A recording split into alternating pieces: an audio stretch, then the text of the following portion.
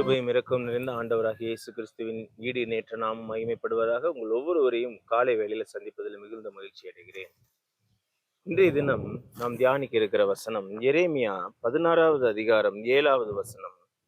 கர்த்தர் மேல் நம்பிக்கை வைத்து கர்த்தரை தன் நம்பிக்கையாக கொண்டிருக்கிற மனுஷன் பாக்கியவான். இன்றைய சூழ்நிலையில நம்ம அநேக நேரத்துல மனுஷர் மேல் நம்பிக்கை வைத்து கடைசியில நம்முடைய காரியம் வாய்க்காமல் போகும் பொழுது நம்ம சோர்ந்து போகிறவர்களா இருக்கிறோம். ஆனா வசனம் சொல்லுகிறது, கர்த்தர் மேல் நம்பிக்கை வைத்து கர்த்தரையே நம்ம நாடும் பொழுது, கர்த்தரையே எப்பொழுதும் தேடுகிறவர்களாய் நம்ம இருக்கும் பொழுது, அது பாக்கியவான்களாய் நம்மை மாற்றும். என்று என்ன குறைவு இருந்தாலும் சரி, அந்த குறைவெல்லாம் நிறைவே மாற்ற ஆண்டவராகிய இயேசு கிறிஸ்துவால் மாத்திரம்தான் கூடும்.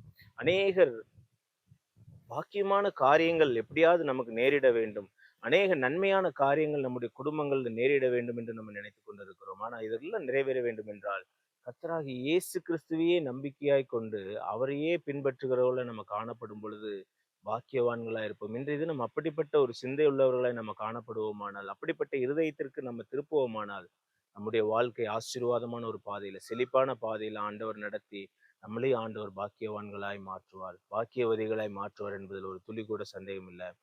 இன்றைய தினத்துல நம்ம இந்த ஆண்டவரை எப்பொழுது நாங்க உண்மையே நம்பி இருக்க போகிறோம் அப்படின்னு சொல்லி கண்களை மூடி நம்ம அர்ப்பணிப்போடு ஜெபிக்கலாம்.